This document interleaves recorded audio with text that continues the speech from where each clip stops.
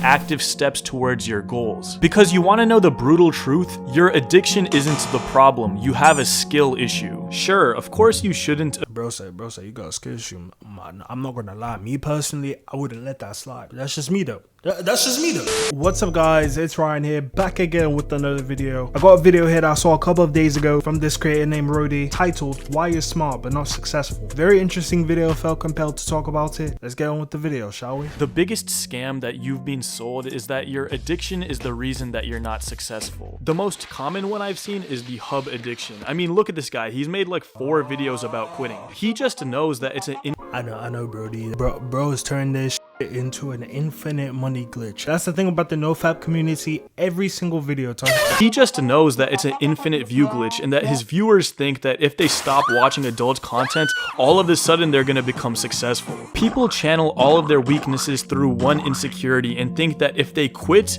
all of a sudden all of their problems are going to be solved. I can't talk. A lot of these creators, the way they make money, right, is trying to sell you a dream. I'm telling you, most of the people that sell you courses are proper salesmen. Well, not proper, but they use very tactical sales approach to try and lead you towards their course. I guarantee you not, the person that he just showed before, they either have a course or are actually in line of selling one to you. He talks mainly about nofap because that's his content, that's where most of the money resides. So obviously that's where you're going to talk about. Most of the time what creators talk about is what creators that sell courses talk about is where most of the money comes in. Does that make them a bad person? No, but also at the same time it's pretty much saying stop your addictions. Maybe it's gambling, maybe it's, you know, then all of a sudden your deep desires, you know how to talk to a lot of women, you know how to just be the best version of yourself, you'll get everything will change, which that's not the case. That's not how real life works. It's more about a gradual thing. It takes time, it takes effort, it takes discipline. A lot of people don't have that discipline. There are days where you just want to sit down and get a McDouble or, you know, a quarter pounder, but you can't get a quarter pounder because you're trying to get to the gym, you're trying to cut weight. For some people that is very, very difficult because food is like a stress reliever. I like to eat, trust me. I also understand that I can only eat to a certain amount. Obviously I eat a lot, but also at the same time I have to work a lot to balance it out, especially that I play sports and I play football, so soccer, for the people that, you know, that soccer. I talk to girls because I have low confidence because I watch too much corn. I don't have the energy to work out because I obliterate my sausage 5 times a day. I can't focus because of it. All my problems stem from this one thing. And exploit it to the max, which is why there's 5 million videos about quitting corn and very it's like an infinite money glitch, bro. It's like an endless loop, you know. I remember the self-improvement gurus back in the day that would tell you all you needed to do to get a girl was wear a black leather jacket. I'm telling you, a black leather jaqueta, you will be straight, bro.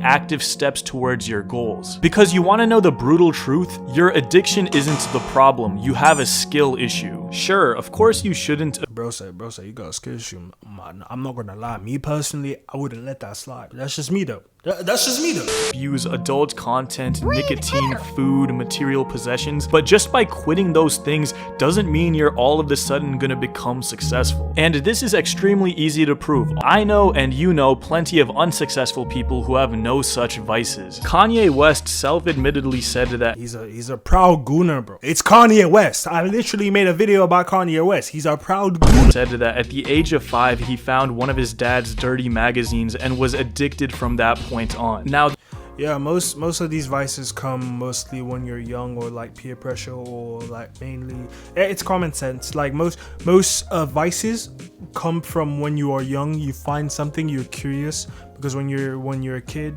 you know, out of curiosity, you want to look at specific things, experience life, and sometimes depending on the parenting that you had, you might experience your adulthood might be different than others, whether it's you turning into a strict person, more traditional, conservative, you know, very conserved person, or someone who feels like they need to rebel in order to find themselves. And a lot of people, especially they feel like they haven't reached their potential, so they end up like using vices to cope with how they feel, the feeling of failure, the feeling of disappointment, the feeling of rejection, the feeling like you're not providing some sense of purpose to the people around you, especially as a man, and especially it could be man or woman, male or female, it doesn't really matter, but I'm just saying from experience of a man, the reason why a lot of these like gurus and creators are all of a sudden blowing up is because the rise of people who feel purposeless, especially as a man, is going up.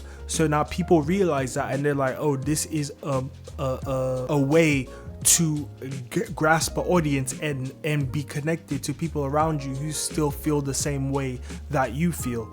And Hamza has, I don't know why my chair was moving back, but Hamza, like I said, has perfected that. He calls his audience like a cult. He treats his audience like an actual cult. Now, the fact that that happened was a bad thing, but even despite the addiction, Kanye West became one of the greatest and most influential musicians and fashion designers in the world. You should quit or drastically reduce the amount of adult content that you watch, but even for me, honestly, I would just say quit.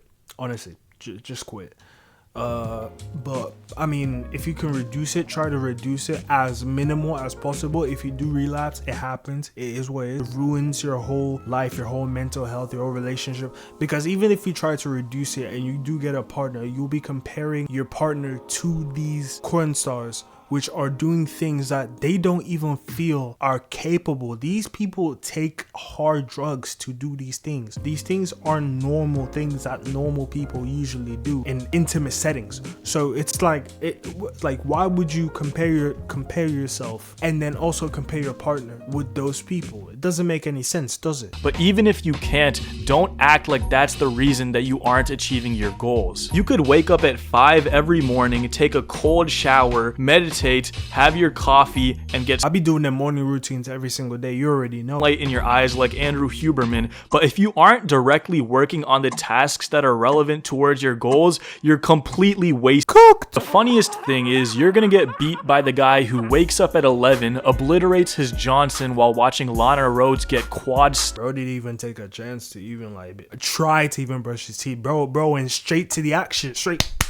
Hits his grapefruit flavored cancer box, but then actually gets to work on what he needs to. You have it backwards. You think that you aren't achieving your goals because of your addictions, but you get addicted because you aren't actively achieving your goals. You feel guilty that you aren't going to the gym or studying or writing or practicing, so you fall back on what gives you comfort. And you think that falling back on what's comfortable is stopping you, but really it's the inaction towards your goals. Because if you were actively working towards your goals, you would have less time to think about your addiction, and therefore would relapse less often. But the fundamental flaw with modern day self-improvement is that it constantly teaches you to think about your addiction. You have to constantly be cognizant of how long it's been since you last busted. In these support groups, the first step is to admit, I am an alcoholic. The mouth is the most powerful tool that you could ever have, because yes, you are taking accountability. Why does my chair keep moving back? You can take accountability for something, but to actively say that you're this specific thing, for some people that might not even work. So you're pretty much saying that this specific thing can work for every single person, which one is not true, and two, you're trying to forget. And not only forget, you're trying to just live a life where it's not the first thing that you're thinking when you wake up in the morning. Like, you want to live a life where in the morning you wake up, you brush your teeth, you take a shower, maybe you go to the gym first, and then you go and the first thing you shouldn't do is start. Once that becomes an issue and something that you do constantly every single day, that does become a problem. I am a drug addict. You have to constantly associate yourself with your not Dave Blunt's, bro. But the simple cure that I'm sipping on Gromethazine will tell you is to find an environment and a pursuit that's more fulfilling than your current state and addiction. Hey gang, you just have to lock in.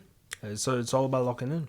Addiction. Constantly watching videos about how to quit watching The Hub will never make you permanently quit, and more importantly, will never make you get closer to achieving your goals. You're not taking any sort of action, and all you're really doing is spending more time concerning yourself thinking about your addiction. Constantly thinking about your addiction is literally just going to make you more likely to relapse. And what you don't understand is that your addiction is not the reason that all of your problems exist. and that quitting your addiction will not magically solve all your problems. You think that you can't talk to women because you're addicted to watching The Hub, but that's wrong. You can't talk to women because you don't know how. And you can't talk to women if you can't try.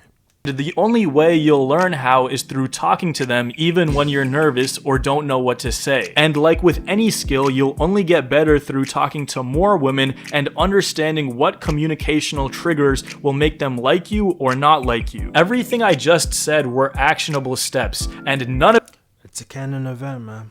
There's the thing, for a lot of men, I think a lot of men already know this. You will get rejected one day. There's no single man in the world that has not been rejected before. Because not everyone is going to like you. So you need to know the cues before that even happens. Some people, they honestly live, but they can be mentally sane and still be living in a constant delusion that, hey man, hey man, this girl playing hard to get. No, she said no. Just give me a year, man. Just give me a year. It has to do with quitting your addiction. You could be in your mom's basement gooning 5 hours a day, but as long as you can strike up a conversation with a random girl at your school, college, or workforce without being weird, that's all that matters. Okay, now that's just unfair, bro. Wow.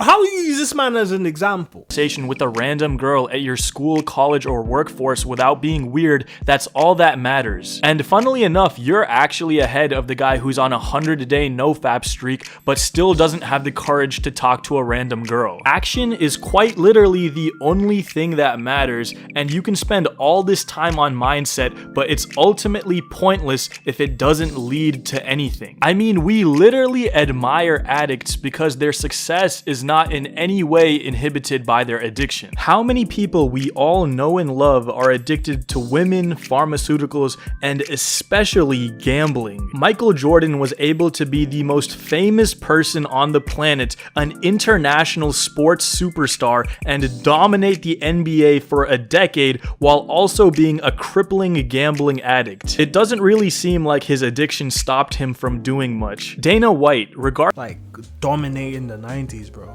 It was going crazy in the 90s, and like you said, he was, bro. The stories I've heard, because obviously I didn't live that era. Like, I'm not that old, guys. Like, calm down.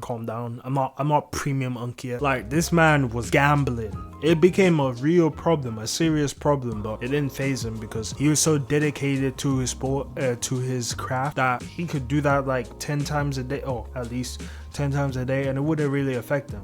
It's not like he's even going to do it anyway because he's so focused on his craft. Regardless of how you feel about his politics or ethics, he quite literally created a sport in the West. I can't think of another sports commissioner who's as integral to their organization as he is to the UFC. And he was able to accomplish all of that while self-admittedly being a degenerate gambler. It's not mutually exclusive. Being an addict is not going to stop you from achieving your goals. Your addictions are not the reason that you're not successful. You're not successful, so you become addicted to make yourself feel better. Action is the only thing that matters.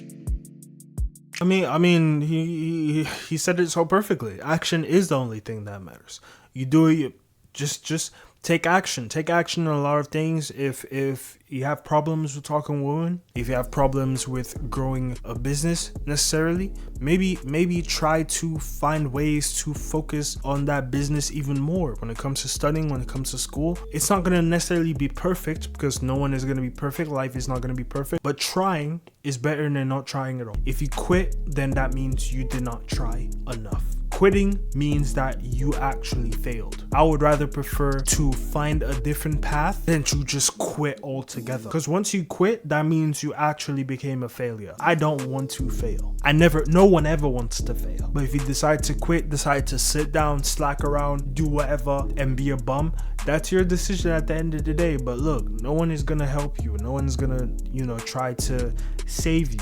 Not a lot of people have that luxury, especially in today's time where we're in a recession and stuff like that. Just to update you guys, new video on the way, so stay tuned. If you are new to this channel, I post content like reactions, but also different commentaries about sports, the world of the internet, and also go into rap deep dives. You're gonna get, a variety of different things that you do like. It's mainly those three. And apart from that, thank you for watching the video. Give me your thoughts in the comments. I engage with every single comment that I can, of course. Follow all my socials, link in the description. All of of them are the TherdSoffa. I'm aiming to start streaming this week.